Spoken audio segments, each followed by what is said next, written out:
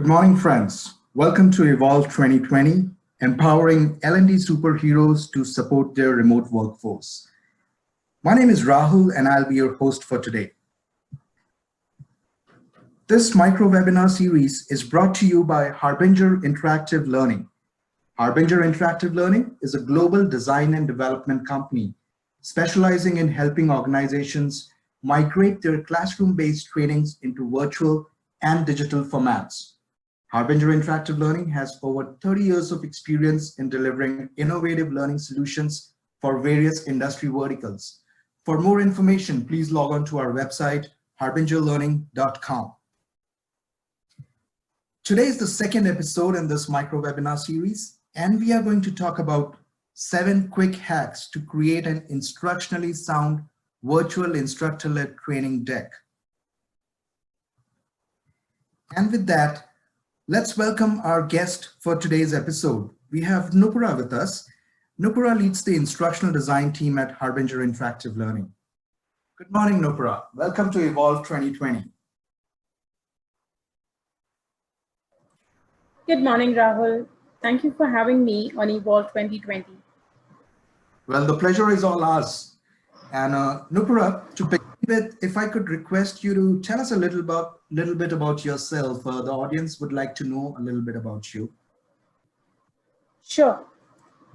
With almost 9 years of experience in the e-learning industry, I have been designing highly engaging and effective training as well as curriculum for face-to-face, blended as well as e-learning modalities. I work closely with the sales team, development teams, and the SMEs to create immersive learning experiences. Well, thank you. Thank you very much for that. And Nupura, I had a quick question for you before you get started. Is it true that instructional designers carry a magical wand? And why would you say so? Well, simply for the reason that you guys can create magical learning experiences with any type of content. Right. Okay, so now I won't hold you too long. Our audience is all ears to know what are those cool hacks which you're going to, talk about today. So with that, I'll hand it over to you. Sure, Rahul. Right. I think the first key to know is who's our audience. Like you would typically do a target audience analysis before you create a self-paced learning course. You should do a similar activity and maybe a little more. In the ILT sessions, you get a chance to do the ice-breaking sessions and the ice-breaking breakers. However, in the virtual instructor-led training sessions, you may not get that chance. The other question that I have been asked is, how do you bring in the interactions in the virtual sessions?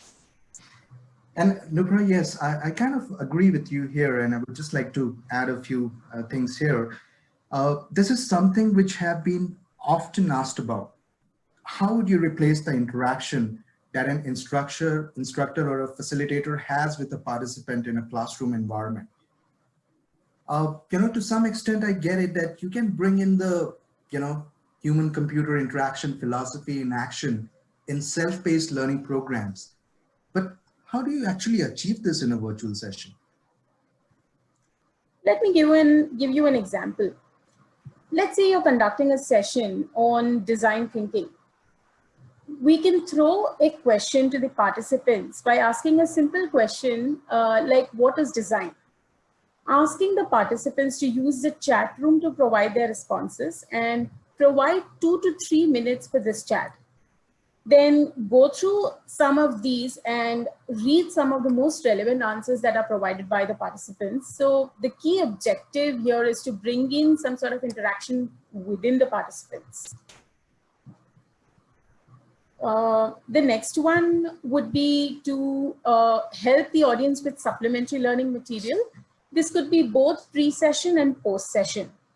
Sharing interactive job aids post-class, such as interactive ebooks, short nudges, animated videos, summarizing the key points.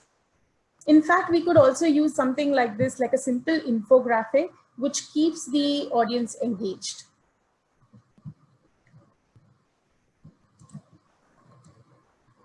The other thing which we should consider while creating the virtual instructor-led training decks is that if we can bring in some role play moments for our audience, there are a couple of ways through which we can do this. We can have an image-based slide where we display the role-playing activity, or we can ask participants, we can ask one of our participants from the audience to perform the roles and have some sort of conversation based on the script we provide on the slide. However, if we choose our audience to role play, then we should encourage them to put on the video while they are having this sort of conversation. This is again a great way to interact with the participants and help create a virtual environment for this sort of creative problem solving skill. Right, and thank you for sharing this quick hack. I think this is an interesting way to get role plays done and involve the audience, make them participate in the entire learning process. And some kind of personalization as well if the participants are open to switch on their videos and have the role plays done. Nupra, we have also been told by one of our guests in the first episode of this micro webinar series that there are breakout rooms available in these virtual session delivery applications like Zoom and all. So is there a way we can use that to good effect? Is there a way we can design our presentation deck to make best use of them? Yes, absolutely. In fact, we can create groups in the audience and then send them to breakout rooms for a certain period of time. And when they come back, you can ask the individuals from the group to summarize the key points. And this way, we can create virtual spaces to allow collaboration among the participants. Right, and thank you very much for explaining this. So like you would typically do in an instructor-led training session, you would create groups, you would give them activities, give them some particular, time to go in a breakout room, discuss that and come up with their findings, solutions, suggestions, recommendations, and then bring them together in the classroom environment or the virtual session environment and let them share their thoughts, experiences. Well, thank you. This is good example of using the breakout rooms, making most of it. So now I think we have 2 more hacks to go from you. Right. The next one is to ensure that the structure of the virtual instructor-led training deck is such that we focus on the key learning objectives. The idea should be to do all and any activities around a specific key learning objective. And once the activity is done, the facilitator should summarize it and sort of connect the dots between the activity and the specific learning objectives. The last hack is to ensure that we have a high visual design quotient in our decks.